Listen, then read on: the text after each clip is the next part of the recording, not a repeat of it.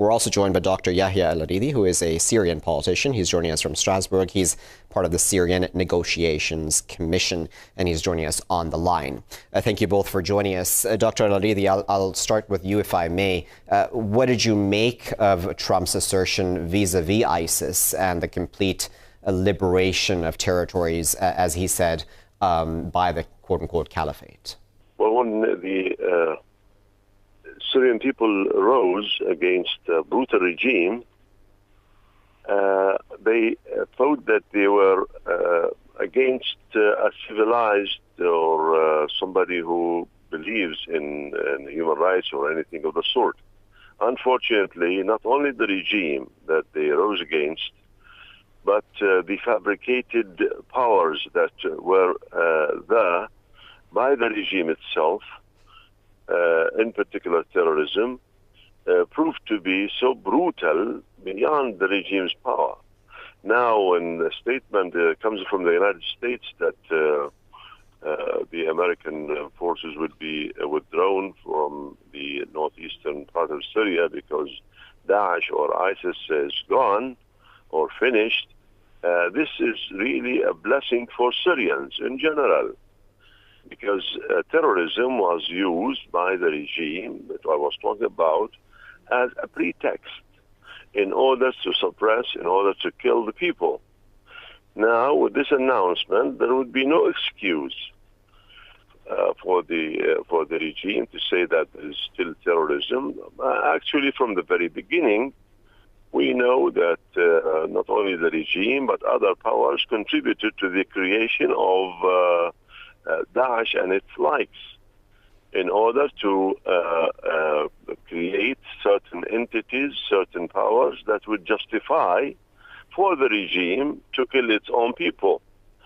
So its departure is really something very important, very good, although we keep in mind that former American President Obama said that it's going to take 15 years in order to defeat Daesh. Right. We didn't know why he said so, but now we can do some sort of interpretation of why he was saying so, because probably he wanted to give justification for the Iranians, for Iranian militias, for the regime, to continue with their strategy against Syrian people, civilized civilians, and use all sorts of atrocities under the pretext that there is terrorism, there's Daesh, and its likes.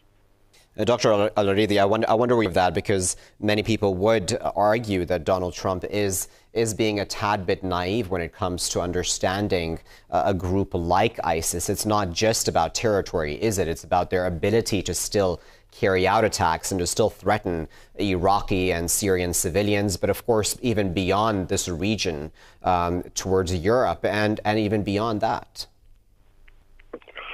Well, now your guest's interpretation of this move by President Trump is justified in the sense of internal politics, internal United States politics.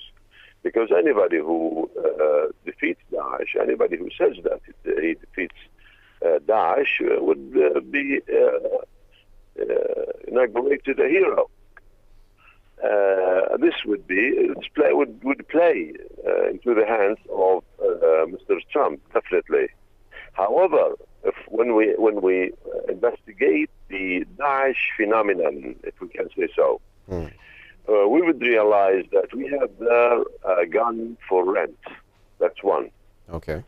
Second, it is an ideology rather than just some practice being carried out somewhere on a certain geography, etc., etc.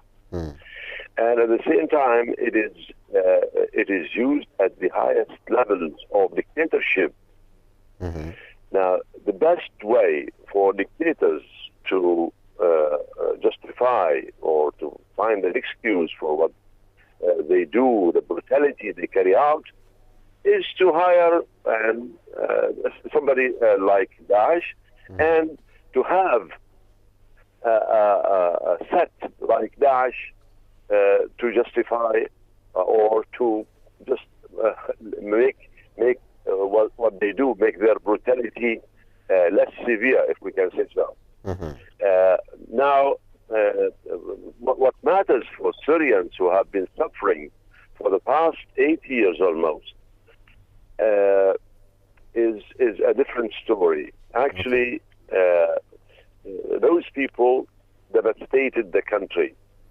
Of course, not as much as the regime itself, because they didn't have jets, they didn't have rockets, and they didn't demolish buildings as the regime did, and displace people, tried to change the demography, imprisoned 500,000 people in jails, tortured people in jails. They didn't do that, but they were not less brutal. And one important thing is that the world, due to the fact that the Syrian case has become somehow international, the world paid too much attention to ICE and diverted its attention from the brutality of the regime.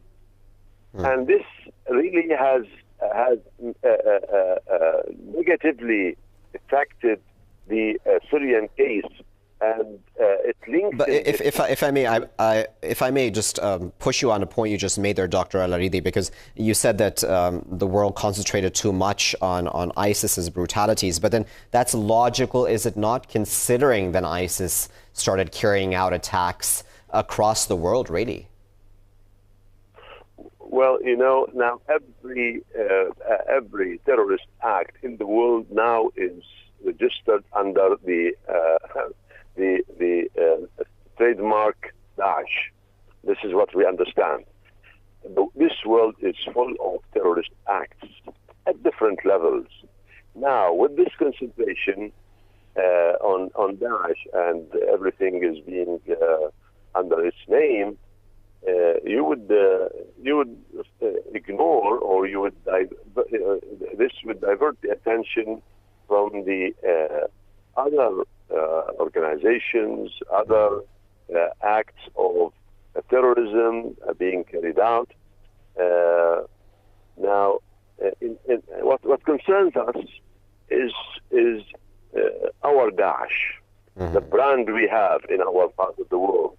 Okay. If you go back to the roots of how it developed, for instance, in Syria, you would know, and this can be investigated and can be looked up it's documented that the regime released hundreds of prisoners who have been there for years because of crimes related to extremism at ideological level. It knew very well that those people would be the future of Daesh in Syria. And many of their emirs were in Sidnaya jail in Syria, released by the regime, and now they are the Daesh of Syria. They are the leaders of Daesh of Syria.